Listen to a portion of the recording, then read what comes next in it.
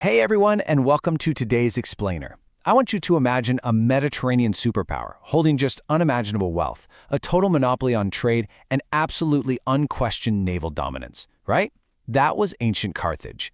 But if you look at a political map just a few centuries later, they're completely gone, systematically erased from history by Rome.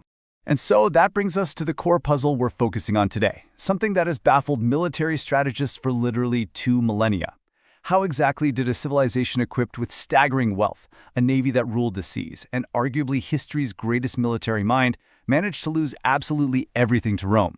Well, to understand why Carthage fell, we first have to understand exactly how it rose in the first place.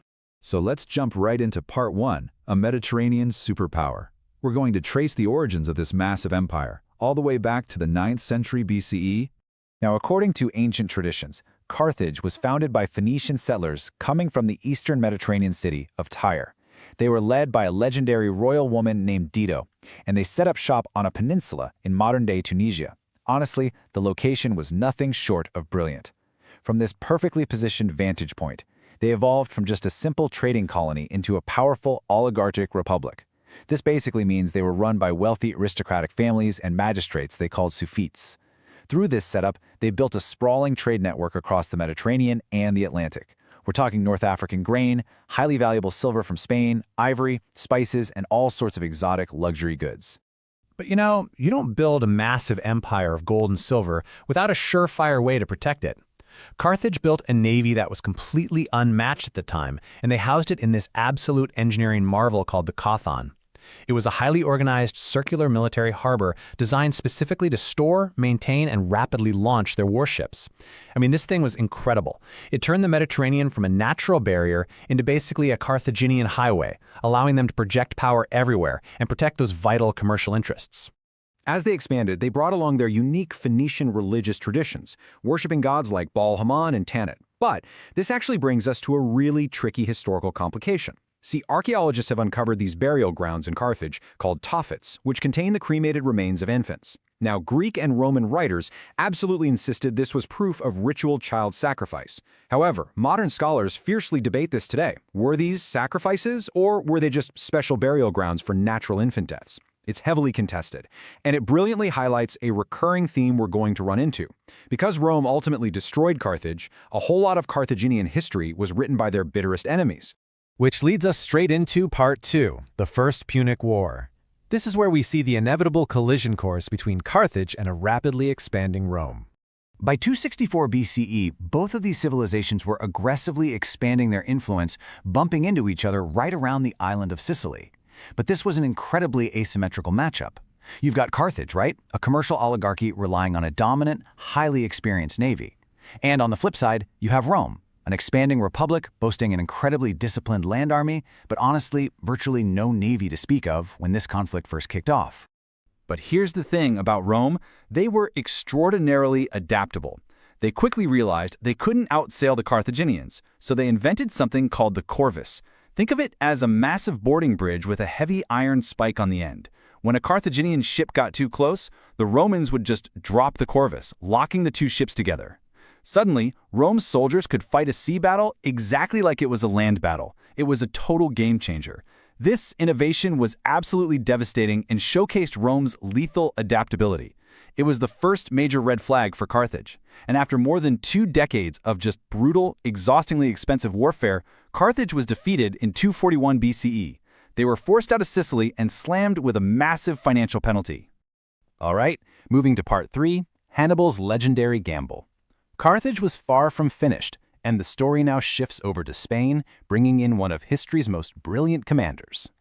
Enter Hannibal Barca. According to legend, his father actually made him swear an oath of eternal hostility toward Rome when he was just a kid, and in 218 BCE, Hannibal really delivered on that oath with a geographic gamble of just sheer audacity. Knowing he couldn't beat Rome on the water, he decided to take his army by land. He marched up through Spain, crossed southern Gaul, and then led his forces, including massive war elephants, by the way, straight over the freezing, treacherous Alps, through brutal avalanches, sub-zero temperatures, and ambushes by local hostile tribes. It was a logistical nightmare, but it allowed Hannibal to completely bypass the sea and strike Rome deep inside its own territory.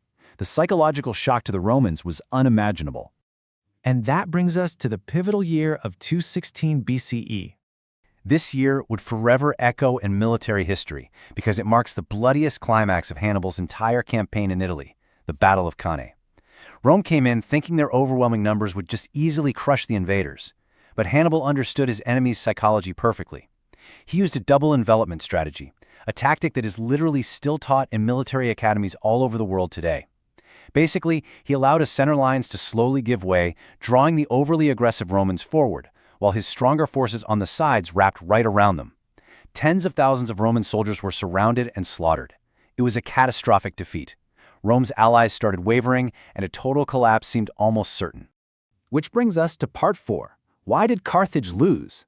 If Rome was practically on its knees, we really need to pause here and answer the central focus of our whole explainer. Seriously, take a second to consider this. Hannibal has just achieved the impossible. He completely wiped out Rome's massive army at Cannae.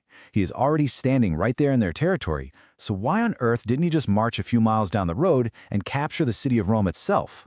Well, the answer really comes down to the difference between grand strategy and battlefield tactics. First, practically speaking, Hannibal lacked the heavy siege equipment you'd need to break through Rome's massive fortified walls. Second, Rome's resilience was honestly terrifying. They had enormous reserves of manpower and literally just kept drafting more legions. Third, rather than surrendering, Rome adopted what's known as the Fabian strategy, named after their dictator Fabius Maximus. This meant strictly avoiding any direct pitched battles with Hannibal, preferring to just wear him down over time in a brutal war of attrition. And finally, back home in Carthage, internal political divisions and intense competition over resources meant Hannibal wasn't getting the reinforcements and supplies he desperately needed to finish the job. So, while Hannibal was stuck playing this incredibly frustrating waiting game in Italy, Rome brilliantly flipped the script and changed the theater of war altogether. The Roman commander Scipio Africanus took the fight directly to North Africa. This forced Hannibal to abandon Italy and rush all the way home to defend his own city. In 202 BCE, these two legendary generals finally met at the Battle of Zama. But this time around, Hannibal was defeated. The Second Punic War ended, and Carthage's military bite was heavily restricted. Let's look at part 5, the fall and legacy. We're going to dive into the surprising aftermath and the final, tragic end of the Carthaginian Empire. Now, you'd probably think Carthage would just fade away into obscurity at this point, but stripped of their military, they just doubled down on what they did best: commerce. They recovered economically, and their agriculture absolutely boomed. But of course, this returning wealth stoked massive paranoia over in Rome. The famous Roman politician Cato the Elder was so unnerved by this economic rebound that he supposedly ended every single one of his Senate speeches with a chilling, definitive phrase: Carthage must be destroyed. And eventually, Rome found a flimsy pretext to start the Third Punic War in 149 BCE. But this time, they didn't want a treaty, they didn't want financial penalties, they wanted Carthage gone, period. The Carthaginians fought this desperate, doomed defense for years, defending their walls and literally turning everyday household materials into weapons. But by 146 BCE, the Roman commander Scipio Aemilianus led the final assault. It was a brutal street-by-street defense that ended in raging fires, the survivors were enslaved, and the mighty city was completely wiped off the map. Now, there is a very famous myth out there that the Romans then salted the earth so that nothing would ever grow there again. While that certainly creates an unforgettable, dramatic image, historians have actually found absolutely no ancient evidence to support it. Actually, scratch that. The bleak reality was devastating enough on its own without needing salt. The buildings were systematically demolished, the population was completely scattered or enslaved, and all of Carthage's political institutions were permanently erased. They dismantled the civilization from top to bottom. But history loves an ironic epilogue, doesn't it? The geographical location of Carthage was simply too brilliant for Rome to just leave empty. A little over a century later, the Romans themselves actually rebuilt a new settlement right over the ruins. Roman Carthage grew into one of the most vital, wealthy cities of North Africa all over again, becoming this massive center for agriculture, trade, and eventually early Christianity. So Rome didn't just defeat Carthage, they hollowed it out, took its greatest geographical asset, and pretty much wore it like a suit.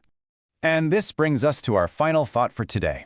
Carthage was a thriving empire with its own rich literature, agricultural genius, and incredible navigational expertise. But because Rome won, Carthage is almost exclusively remembered through the eyes of its enemies, mainly as the home of Hannibal and the bitter rival of Rome. Very little of their own authentic voice remains today. History truly is written by the survivors. It really goes to show that all the wealth and naval dominance in the world cannot save you from a relentlessly adaptable enemy. And it leaves you wondering, as we look at the global superpowers of today, what other forgotten civilizations are already buried beneath our own feet, just waiting to have their stories told?